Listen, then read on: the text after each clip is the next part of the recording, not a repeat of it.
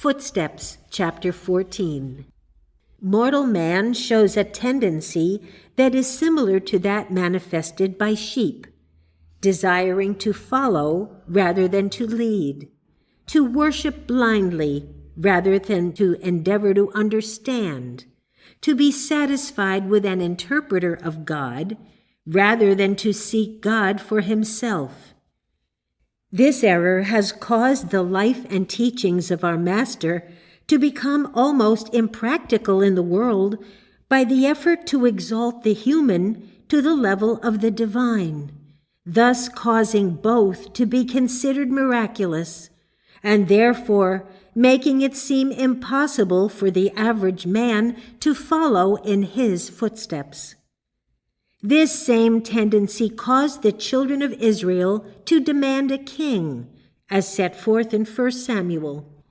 In reality, Jesus' teachings made simple that which was complex and difficult of understanding, took religion out of the category of belonging to the privileged and educated classes, and gave it back to universal humanity, ignorant and intellectual alike, and simplified a knowledge of it so that a wayfaring man, though a fool, could not err therein.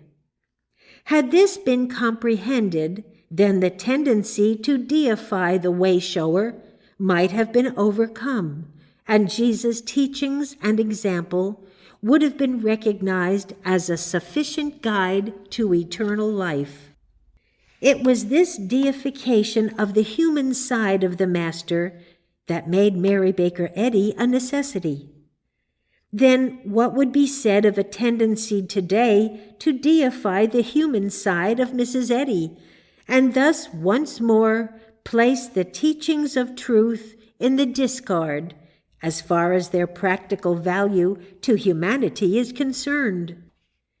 If the theory is advanced that Mrs. Eddy's experience was a miracle from beginning to end, that she started with remarkable religious instincts from childhood, and hence was a spiritual prodigy, that would place her life so far above the possibility of the average mortal following her footsteps that it would discourage the average student in his or her effort to imitate her demonstration and strengthen the belief in a vicarious atonement, thus landing once more on the ancient platform that destroyed the vitality and practicality of the teachings of the Master.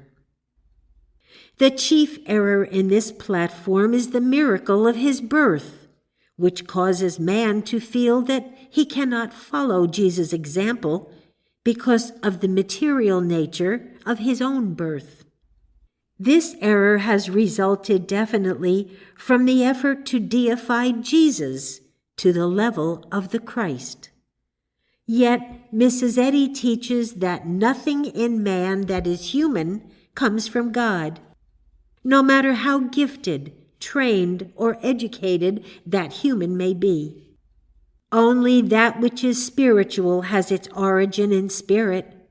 Hence, the spiritual is all that is eternal in man, all that is to be, or that can be, retained.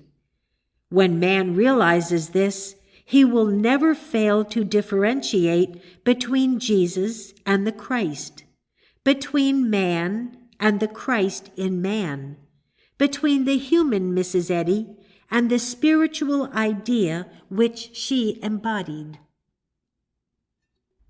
There can be no miracle in the human preparation for the divine. It is simply a oneness of purpose and a persistent determination, the human urge in man giving way to the divine.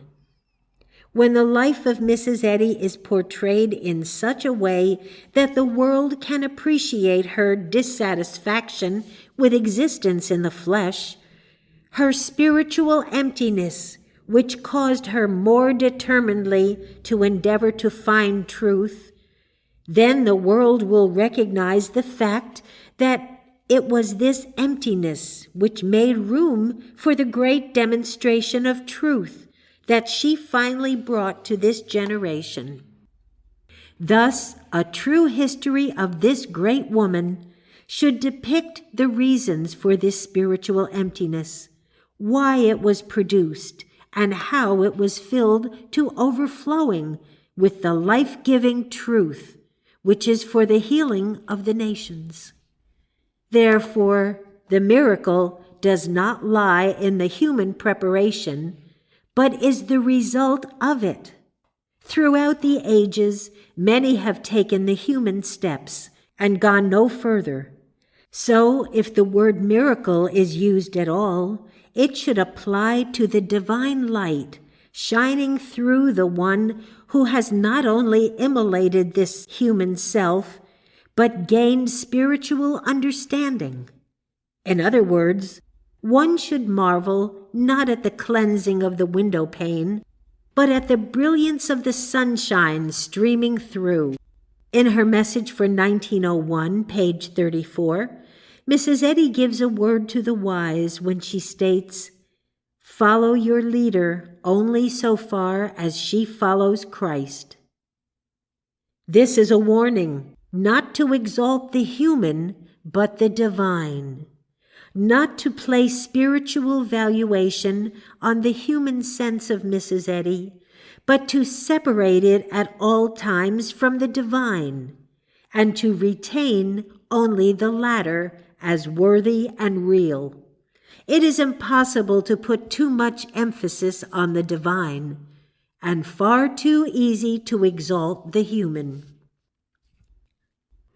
It requires determination to behold the high goal and walk in its direction, whereas it seems easy to yield to the human tendency to commemorate the human footsteps, which have little or no spiritual value after they have been taken, since no two individuals ever take the same human footsteps in the journey to the Father.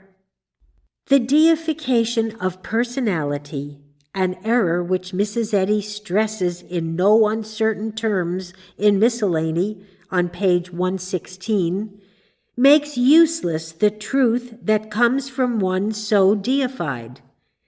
It is idolatry in that it endeavors to satisfy the divine with the products of the human. It personalizes truth by making it seem the product of human fullness instead of human emptiness.